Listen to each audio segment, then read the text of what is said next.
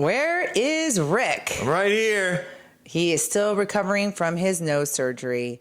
You guys, over the weekend, his cast fell off and he looks so good. And we went to see my cousin up at Red Oak and he could not believe how good it looked. So Yeah, we went and I thought I was going to be able to keep it off. And then I went to the doctor this morning and he glued a splint right back on my nose that I have to wear for another 4 days. Yeah, because there's going to be a big reveal and he wants all that swelling to be down and it will heal quicker when that splint on your head, on your face. So you look great. I can't wait for you guys all to see his different nose. It looks so fantastic. So good job, Cosmetic Care, on that one. And I want to say Teresa Giudice just got married over the weekend. And Congratulations. I want to congratulate you. Woo! Congratulations, Teresa and Louie. Congratulations. I probably would have been invited because I've been friends with her for years. And we have a mutual friend, and she asked if I was coming. She said no because I was making fun of Louie. I was not making fun of Louie. I just thought I was teasing him. Like I thought it was a funny meme. You made a little meme after we saw the video of Louie with all of his boys that everyone was making fun of last season, and we were recapping the season, and you made a meme about him. So I called, so she calls me and goes, why would you put that on there? Aren't you my friend? Aren't you happy for me? Well, the New York Post wrote an article about it. Yeah. So she called me upset. She told me to take it down. And I said, listen, it was a joke. I was kidding. It was like, I thought it was in good fun. It was humorous. Like sometimes we can pick up on ourselves. I wasn't teasing him or, I didn't say, oh, your husband is a controlling jerk. I didn't say anything like that. I was recapping Beverly Hills, and I thought that was New Jersey. New Jersey, and I thought that was a cute meme. And again, I offend everyone, so there you go on that one. Are you upset that you didn't go to the wedding?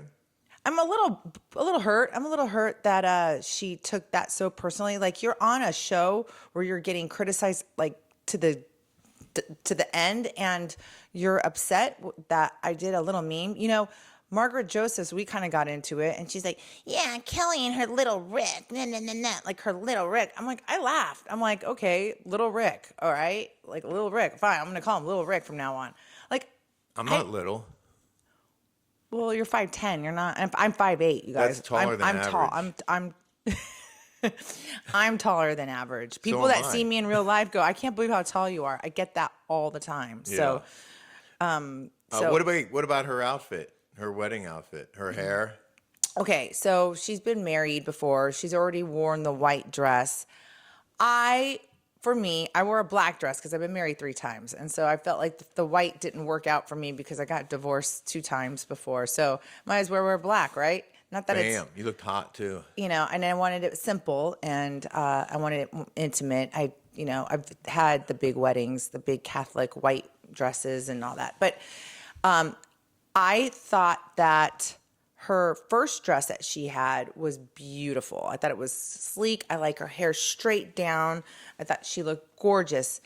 Now, but I don't know what those things are that she always wears around her arms. It looks tacky for my taste. Okay, now this is what I do. I'm not nitpicking. I'm like trying to be the fashion police. What I think, and I say what everybody else thinks. So I'm not being mean at all. This is just my opinion. Yeah. I have to say, and I tried digging for this picture.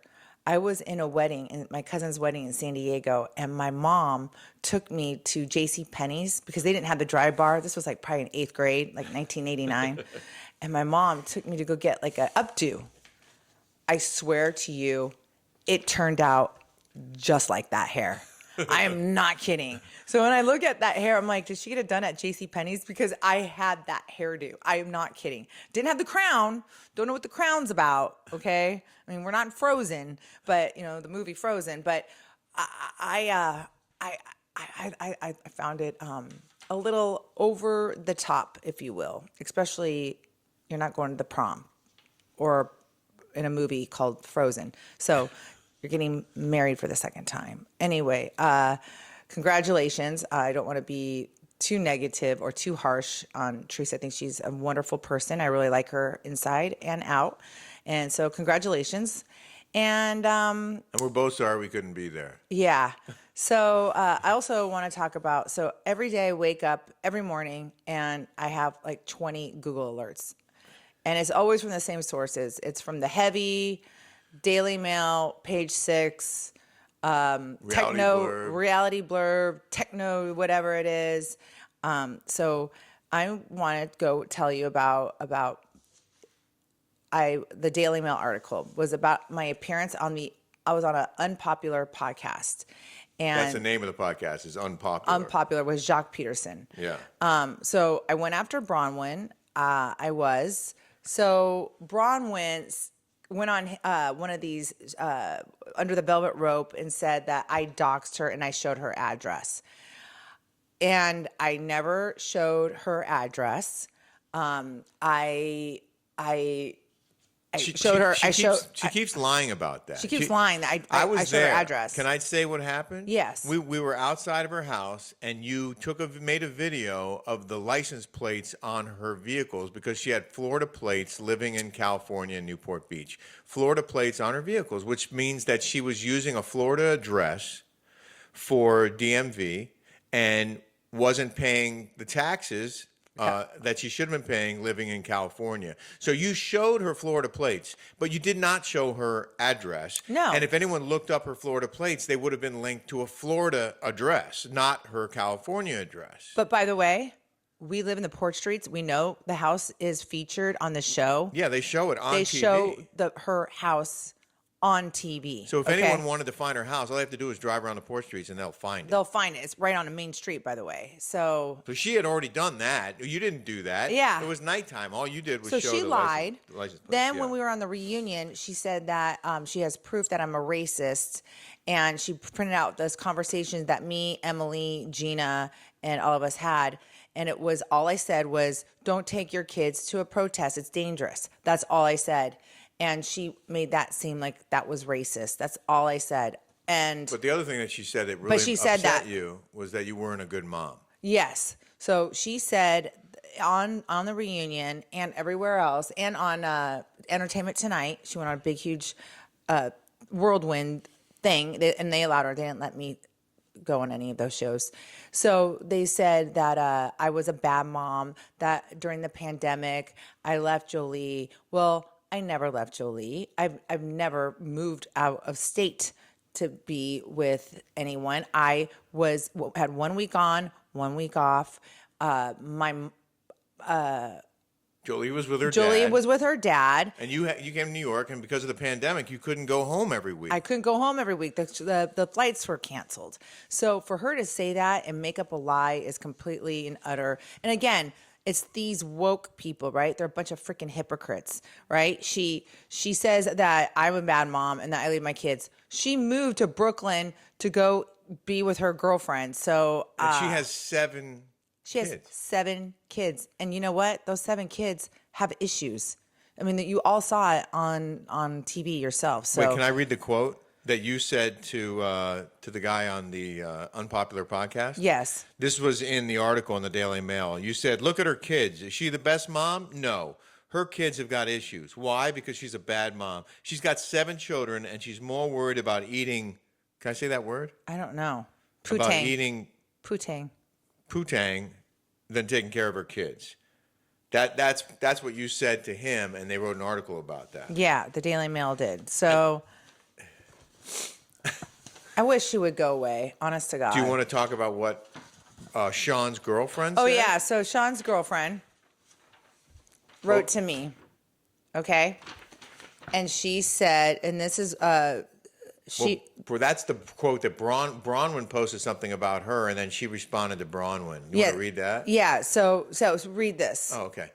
So Braunwyn posted, "It has come to my attention that Sean has continued to lie to me. We had an agreement that you wouldn't be around my children, you being the girlfriend, right? I've just learned he went behind my back. He continues to lie and put our kids in very uncomfortable situations. Please, moving forward, date my husband without my kids. You aren't welcome in our family. She's saying this to a woman after she left her 7 kids. Yeah. And Sean is there by himself, and now he has this girlfriend. Why wouldn't he want his girlfriend to be around his kids and help take care of them? She has a lot of nerve being out of town for weeks or months at a time, and then criticizing, going after the new girlfriend for spending time with her children when she's not. So the girlfriend wrote back, please leave me alone. This is so unnecessary. If you want to have a conversation with me, I am happy to do so, but will not be degraded by you day after day. I have done nothing to you at all and would appreciate it if you stop dragging my name through the dirt. Yeah. And so then she wrote me again, and her name is Michelle. She goes, I've personally been attacked by her so many times for my relationship, and it's about damn time someone spoke up. And then I go, good, I'm glad. This is Sean's girlfriend. And she said, thank you. Fingers crossed she doesn't ruin my relationship with Sean overall. We've already had to take a step back from her last attack on my page.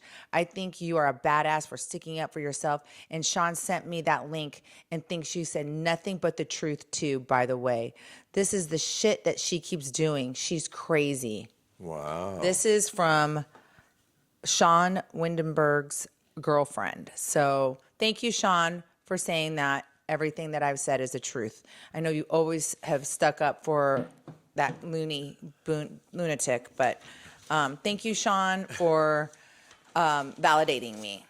And then read that last bit. Oh, so that's all for now, guys. You can subscribe to our Rick and Kelly show on Apple, Spotify, and Patreon. Different show than this one. Unfiltered, uncensored, and very entertaining. Come check us out.